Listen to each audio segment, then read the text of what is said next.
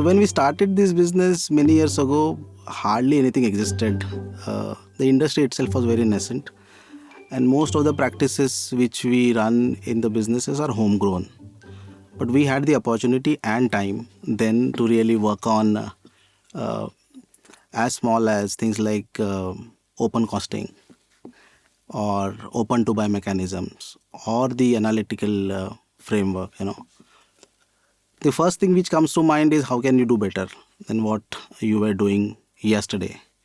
And this continuous learning has helped us to to reach a place where we are today.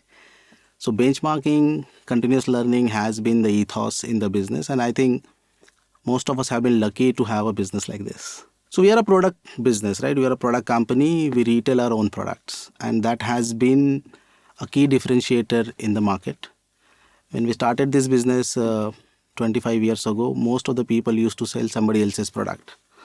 We decided otherwise, and we said we'll create our own brands and retail in only our stores. Now, we always had good product people. We always hired good product people. But product people are typically good at creating product. And they needed support on the other side to help them create a structure which will enable them to do better products. Not so much from the design or color perspective, but from the sell-through or sales perspective. And that's where merchandising framework comes into picture. Merchandisers are people who help them create a structure, an option plan or a range plan, price architecture, and also on a regular basis help them to analyze the business, help them what is selling, what is not selling, which size is selling, which color is selling. Now this has become like a day job. But when I look back, when we started this business, it wasn't as simple. And I think over the years, the process itself has matured. And buying merchandising is the most important function, I would say, in this product business. So from the challenge perspective in SAP implementation, I would say it was more exciting than challenging, because the business was going through a transformation.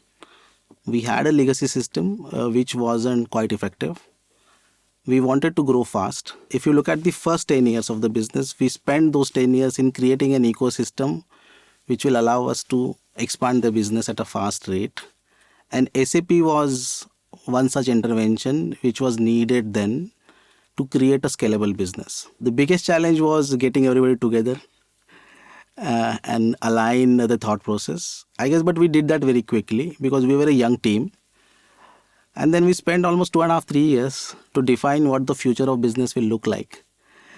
And I guess that enabled us, to come together and define collectively what we think the business can be. So more than challenges, I would say it was an exciting phase for business. And did we have tough time? Yes, we did have tough times. We had sleepless nights. What we able to build is what the base of the business now. Now we have 4 brands: Westside, Zudio, Utsa, Deboo. All the brands use same SAP infrastructure. We live in the digital world, right? Having an online presence is not a choice. It's a necessity because when you're working with millennials or Gen Zs, you need to have a presence online, right? So omni-channel, I think we started this journey around 10 years ago. Tata Click was incubated inside Trent with some Trent managers and Tata company managers. The biggest advantage, I think, what we got out of the omni-channel behavior is that we could try some of the initiatives which would not have been possible in store-only format. So now when we started, we did click and collect because click and collect was very big in European markets and we thought it will work. We failed miserably. It didn't work as per our expectation. And then we tried pick from store.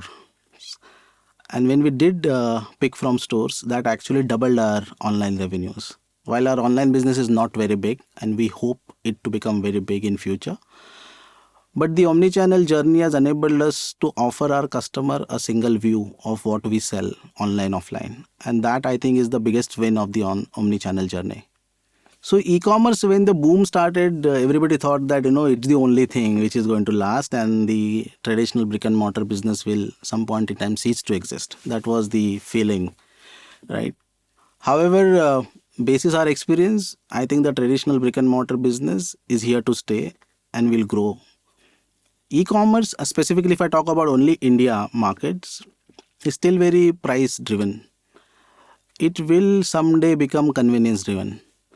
And I think that is the time we will do much higher revenues from e-commerce. Till then, I think brick and mortar will remain the mainstay of the business. So while we don't own any assets, we control all the processes in the right from the vendor's end till the customer, right? And warehousing or central warehousing is a very, very critical part of that process. While most of the players end up outsourcing that activity, we end up managing the entire warehousing and logistics network ourselves. And this is one of our key differentiator because we can flex very fast. 24 months ago, we were operating only two locations. We were operating 600,000 square feet warehousing space. As of today, we are operating four locations when you are operating 2 million square feet warehousing space. That I'm sure would not have been possible had we been operating through a 3PL partner. So when you do your own product, you can actually control 100% right from the design to fabric to how it looks at the floor. And therefore you control the entire fashion aspect of the product, price aspect of the product. When you are selling somebody else's product, you are actually selling somebody else's idea to your customers. So I think on day one we made this choice to remain private label or own brand business, and that has been the ethos in the business from day one. Now the challenge is it's not easy to make a private label brand. And when we started, I remember people struggled, because we had 3 or 4 stores. When I joined, we had 4 stores of Westside, and we used to get 50 units, 100 units of a style, and that wasn't easy, right?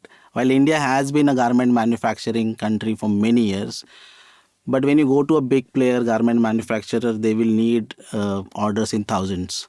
So to convince someone to do 100 units or 200 units, or to an extent 20 units sometimes, because you want to try something, it was extremely difficult. So first is MOQs or minimum order quantities. The second most important thing is product quality. The website has an open customer return policy. So if you don't like a product, you can return it anytime and we'll not ask you any question. The reason we are so confident, because we have spent last 25 odd years in improving the product. In the beginning, it was tough because we were learning from international markets what good looks like. But we have been at it, like Indian wear as a category. In the past, when Indian wear used to be sold, it used to be, dry clean only products. But we wanted to give our customers something which is daily wear products. Now, when you do a machine wash of an Indian wear product, the biggest problem used to be color fastness. We don't get color fastness problem in Indian wear because we fixed it 20 years ago. So I'm saying, when you do private label, the advantage is that, you control the look and feel in the store right from the product design. Also, you enjoy better margins, right? In our business, we always wanted to be the best. We never wanted to be the biggest. And that has been the journey. So the people whom we hire, I guess they are one of the best in the industry. In the past, when the industry was very young, we didn't have the kind of talent which we needed in India. So we went outside. Most of our product heads come from international markets with the kind of exposure you rarely get in Indian market. And one of the reasons why our products are differentiated is because we have a talent which has international exposure. So that's like one way of benchmarking in doing better products. On the process side, we have, as I said, always worked on inventory optimization. So availability is one of the key challenges. The biggest constraint which we have in our business is walk-ins, right? You cannot control walk-in because you can only influence your customer to an extent. But once she walks in and you are not able to offer her the relevant product in her size, that becomes the biggest issue. So therefore, availability has been our main, I would say, KPI or main area of interest, which we have been focusing since day one of this business. And in this space, we have done multiple initiatives to improve availability.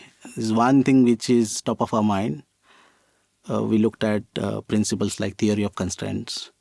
We always try and challenge ourselves in looking at availability in more detailed or by store, by brand, by SKU kind of analysis. So yeah, benchmarking with external markets, external players. There have been few brands which have been our benchmarks. Currently, we look at Zara as our benchmark, and it has allowed us to go behind a fashion and b availability. When we started business, typically people get worried about inventory levels, how much stock we should carry. So we started with a thumb rule of 12 weeks. Why 12 weeks? Because we were paying our suppliers in 12 weeks. So we wanted to run a cash free business. But that has become the ethos in the business, that we will always carry lowest inventory possible.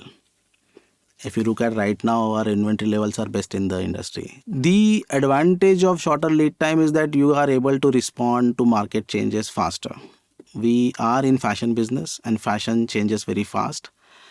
So working on lead time has given us the ability to respond to the market changes or fashion changes faster than maybe compared to few of our competitions. The fastest we do is 12 days. So imagine you are sitting on a Monday morning, you got looked at something on Sunday night as a buyer and you want to try something.